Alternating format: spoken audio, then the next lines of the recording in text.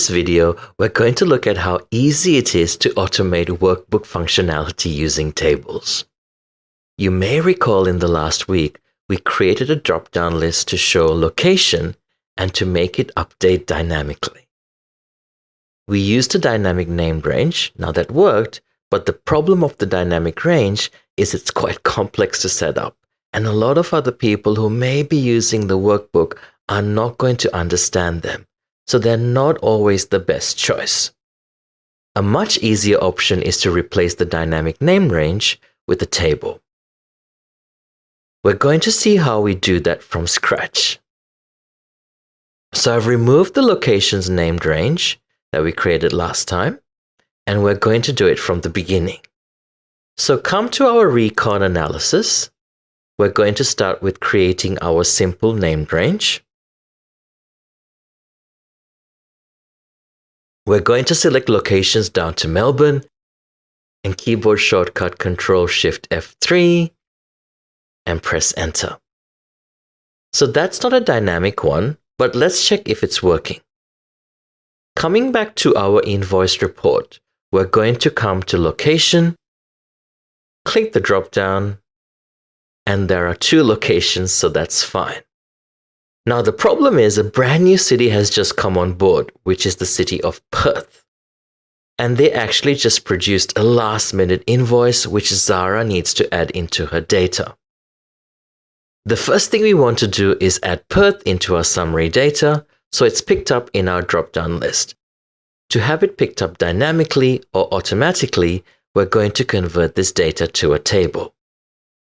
So click anywhere in your data, and Ctrl+T is our keyboard shortcut, and press enter.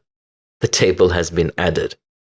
The banded rows do look a little bit silly, so we're just going to turn this off.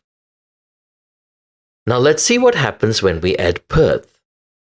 I'm going to click into A10 and type Perth and press enter. You'll notice the table has automatically extended. If we come and check our locations named range, it includes Perth. So as our table grew, the named range also grew.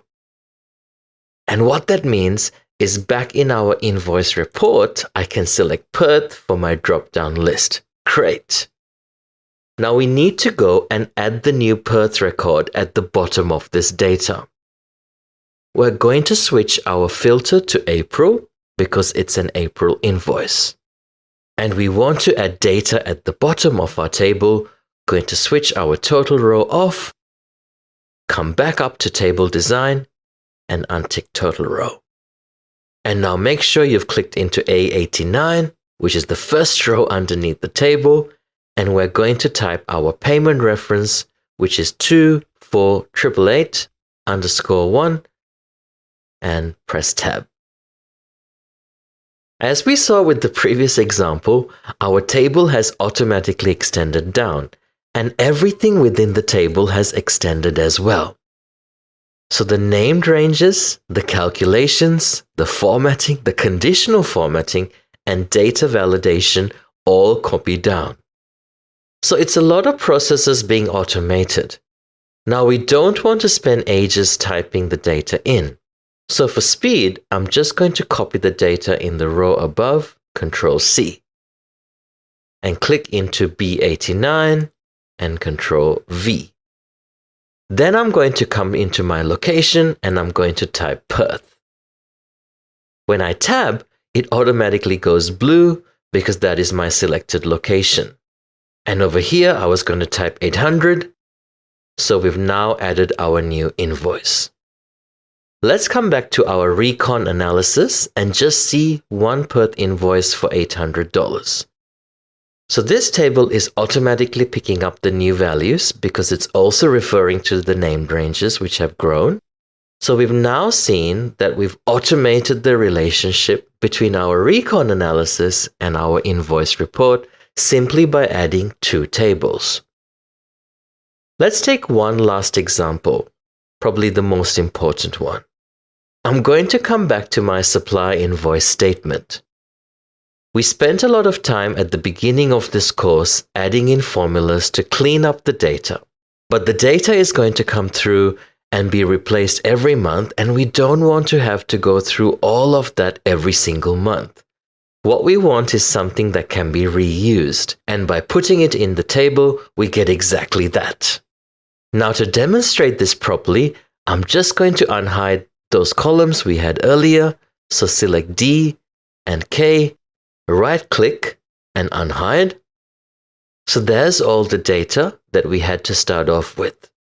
And everything from column L onwards is actually calculations to clean it up.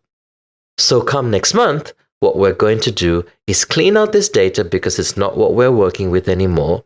And then we're going to import, copy, paste the new data into our table. How do we clean it out? Well, we can start by selecting the first row and then Control-Shift down arrow.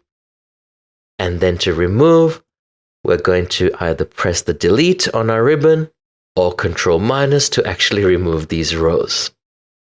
So we're not just deleting the data, we're actually removing those table rows. The table is still there. It still has all the calculations, all the named ranges, but it doesn't have any data in it at the moment. When we get our new data, and I've got some demo data sheets to work with, I'm going to copy, and you can see that data is messy, just like our earlier data. When I come back to my supply invoice statement, click in the first empty row of my table and paste, Control-V. It has pasted the new data in, automatically resized the table, and automatically applied all the cleaning operations. So once you set up the table with all the formulas which become like rules in the table, you can just reuse it thereafter. So we have now automated the whole process of cleaning and summarizing our data just by applying tables.